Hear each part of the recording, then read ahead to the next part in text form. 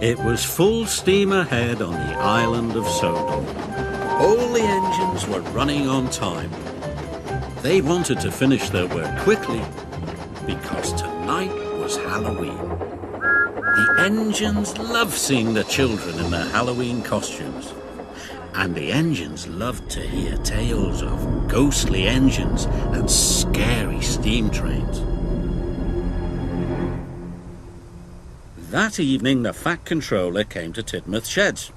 "Thomas and Emily, you must go to the smelter's yard," he said. "An important delivery of iron must be collected right away." "Yes, sir," they puffed. Percy thought the smelter's yard was spooky. He was worried about his friends. "Look out for ghosts," he whistled nervously. "It is Halloween." "There's no such thing as ghosts," Thomas said cheerfully. "It's just silly make-believe," added Emily, and they steamed off to the smelter's yard. The sun was setting and it was getting dark. "Imagine being scared of Halloween," puffed Thomas. "Oh, the smelter's yard," sniffed Emily. "Pah," added Thomas. Thomas and Emily enjoyed feeling brave.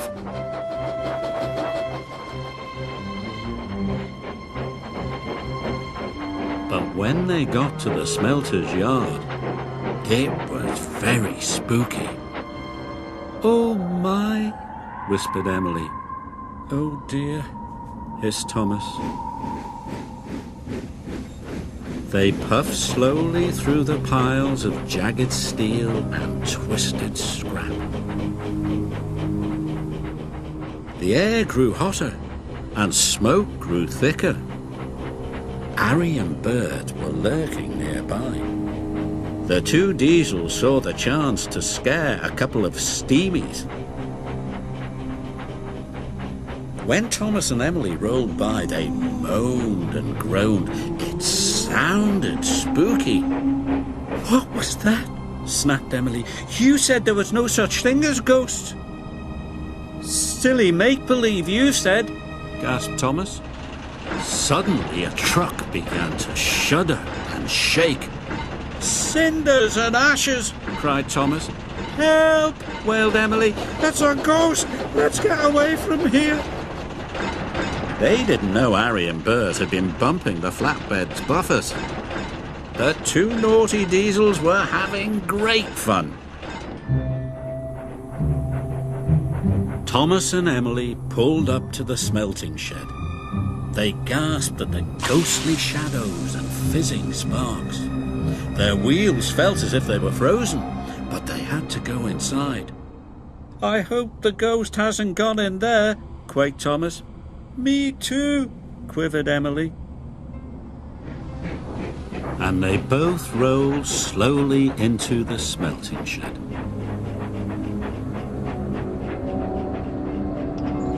Inside, chains clanked and strange shadows danced across the walls. Must be brave, Thomas puffed. But it was spooky. Emily was turning round, ready to shunt some trucks. A great whoosh of sparks lit up the shed. "That's my buffer!" cried Emily. Emily was scared. She didn't notice the huge white tarpaulin. It fell, covering her from funnel to footplate. "The ghost! It's got me!" She steamed away as fast as her pistons could pump. Thomas thought Emily was the ghost, and he raced out of the smelting shed. "The ghost is after me!" cried Thomas. Harry and Bert thought Emily was the ghost too, and they raced away.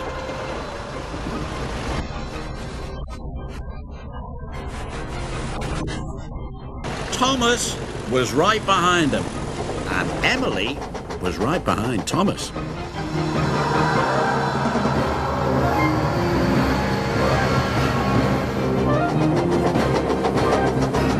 "Help!" Emily cried. "The ghost has got me!" Harry, Bert, Thomas and Emily raced towards Tidmouth's sheds. Tidmouth's sheds was quiet and peaceful. All the engines were fast asleep. Thomas's whistle soon woke them up. "It's Thomas!" cried Percy. "Something must be wrong." Suddenly he saw Thomas, Harry and Bert racing into the yards. "Stop!" he cried. Harry, Bert and Thomas applied their brakes. They stopped just in time.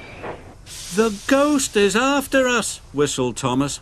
Percy was scared, but just then Emily raced under a signal and the tarpaulin flew off.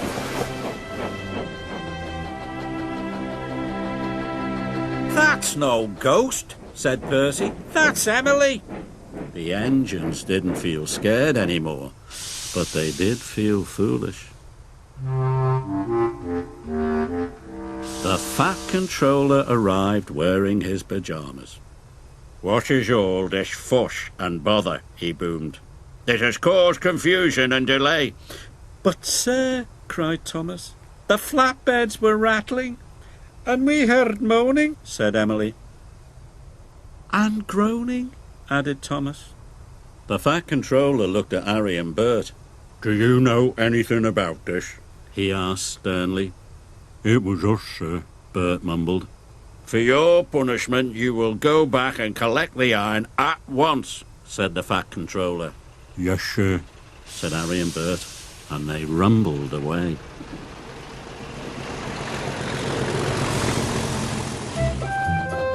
Whenever Thomas and Emily went back to the smelter's yard, they knew there was nothing to be scared of. After all, there is no such thing as ghosts. It was all silly make-believe.